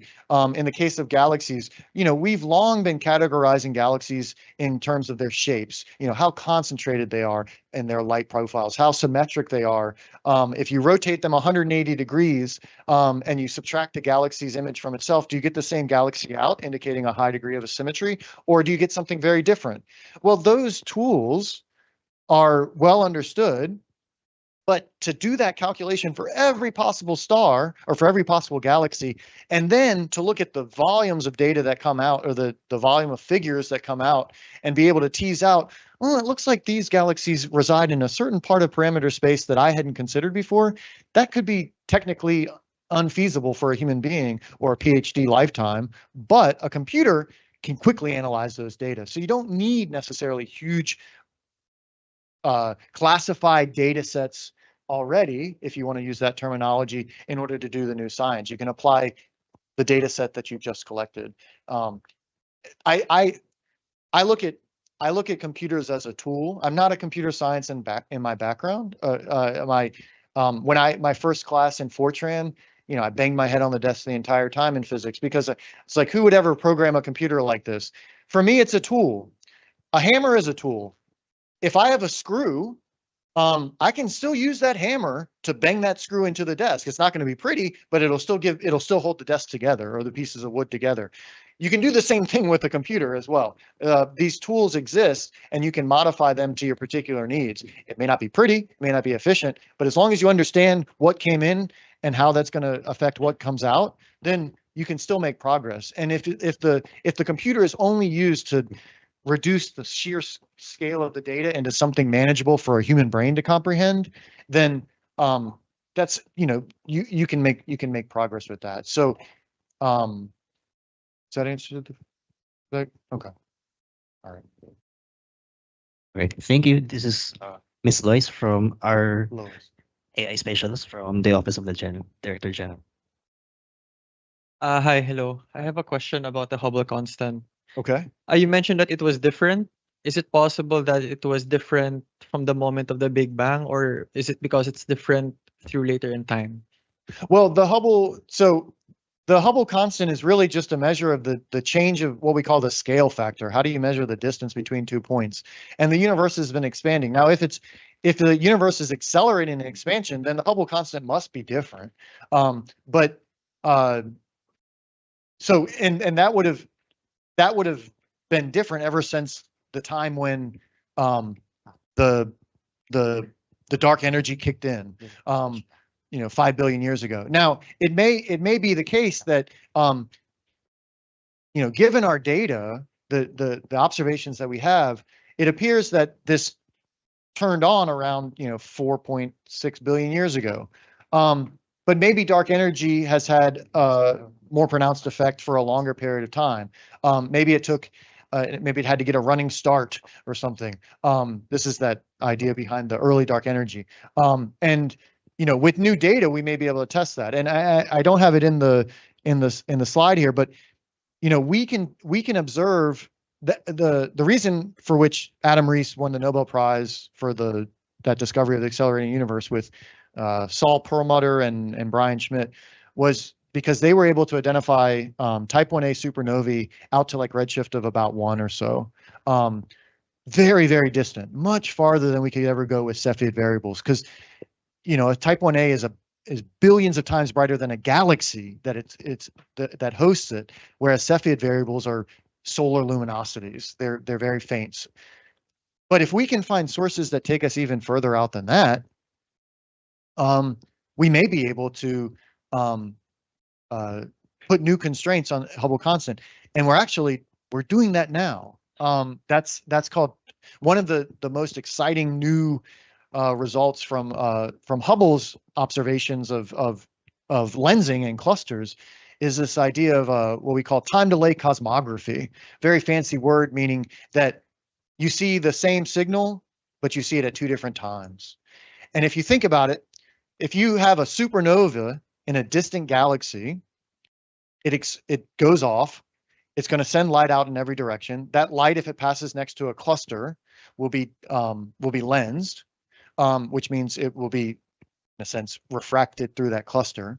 But the path length of those two trajectories is different depending on which directory that photon travels.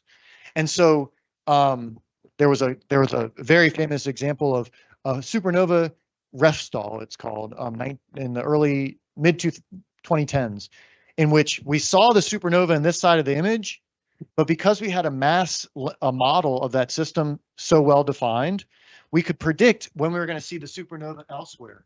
And we just took observations, we waited, and it happened exactly when we said. And because we're measuring that path length, we're measuring that distance, we can get at what is the scale factor. Now, that's nothing new than what we've been doing before. But what's really nice about lenses is that lenses also magnify. So a supernova that occurs at redshift 1 may be just detectable with Hubble or James Webb. A supernova at redshift 1.5 may not be detectable, but if it passes through what we call the critical curve along the caustics, which is the points of basically points of infinite magnification. If that trajectory of light just passes through that point, the signal will be boosted in its intensity by a factor of potentially infinity, but we see them boosted by a factor of 30 or 100. And that means that the source, which might be 30-second magnitude and thus undetectable with our current instruments, is now amplified by a factor of 2 or 3 or 5 magnitudes. And 30th magnitude or 28th magnitude, no problem for James Webb. James Webb regularly now observes galaxies at 29th, 30th magnitude. And so we may be able to do time-delay cosmography for high redshift supernovae events that we couldn't have detected as individual sources on lens sources. And by measuring the path lengths, we can measure Hubble constants in those regimes that were heretofore unobservable with our current instrumentation. Now, the short answer to that is when we do that experiment, we find that the Hubble constant is pretty much like 75 kilometers per second per megaparsec, not 60 like they find with the CMB, or 65. So there's still a tension that hasn't changed the issue for us, but we only have a handful of those right now that we have observed. So the goal is with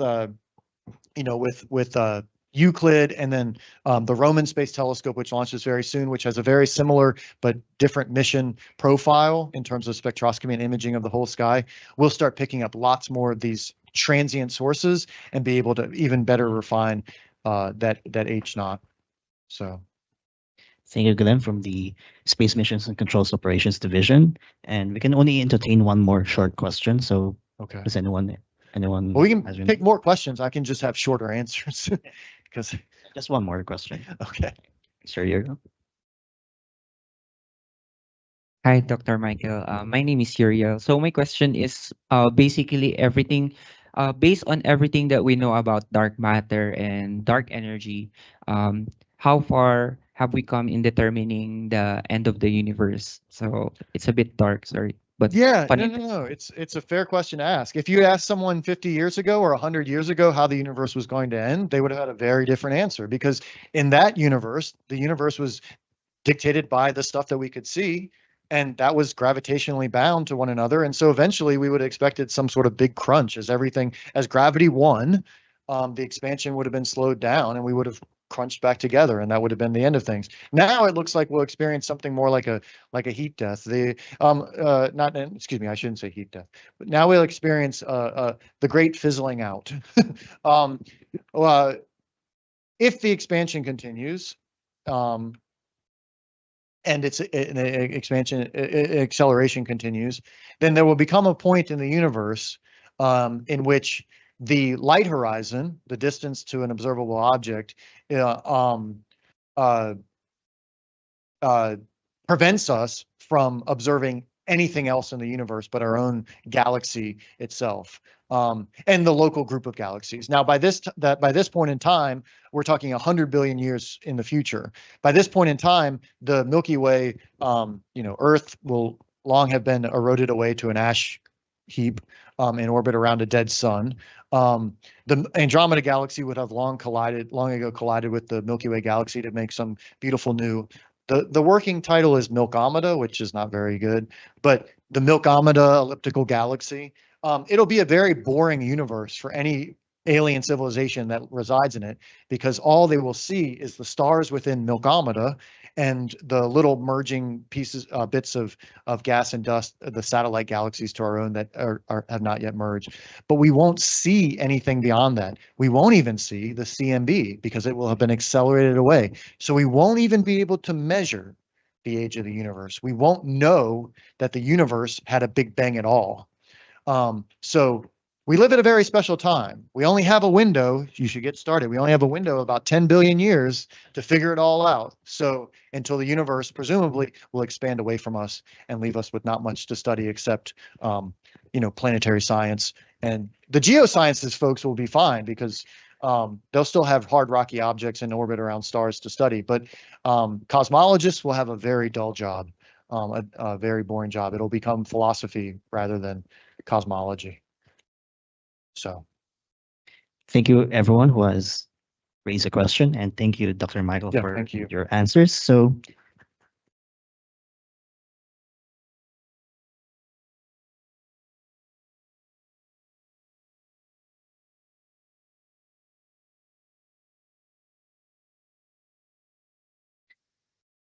as a token of appreciation for Dr. Rutkowski's time and valuable contribution to enhancing the space science knowledge of everyone here and everyone from our online audience, we will now proceed with the awarding of certificates. I hope some students out there got inspired to pursue STEM, especially astrophysics. So, may I call on Director General Marciano and Dr. Reyna Reyes to present the awards?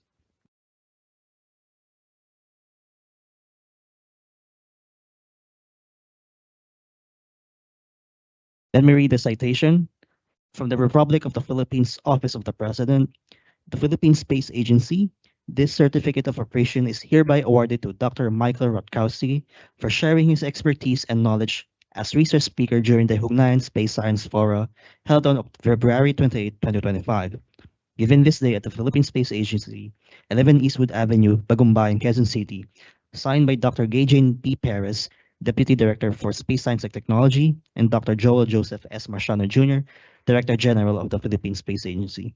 Thank you so much once again, and let's go give it up for Dr.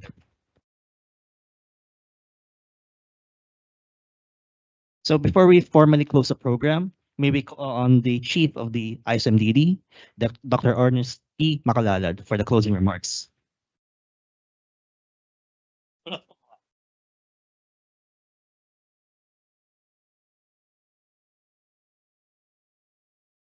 Okay, I think it's good afternoon, everyone. As we close this inspiring session, we reflect on the remarkable progress of astrophysics and the exciting road ahead. Dr. Michael Talks reminds us of the power of curiosity and collaboration in uncovering the universe's secrets. We honor pioneers like Cecilia Payne, who discovered the composition of stars, and the discovery of 51 PEG B for the first exoplanet, which expanded our understanding of planetary systems.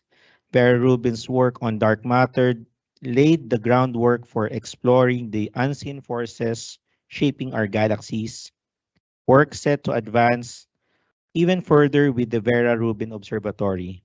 Today, astrophysics is more accessible than ever through the networks like Skynet, where students can operate robotic telescopes remotely, while vast datasets from JWST offer endless opportunities to study galaxies and nebulae. Machine learning empowers young researchers to analyze cosmic phenomena and apply observations to simulations, all from their laptops. On behalf of the Philippine Space Agency, we thank Dr. Rutkowski for sharing his insights and inspiring the next generation of Filipino students and astrophysicists. May today's session encourage all of us to keep exploring, learning, and contributing to the ever-expanding universe of knowledge. Thank you very much.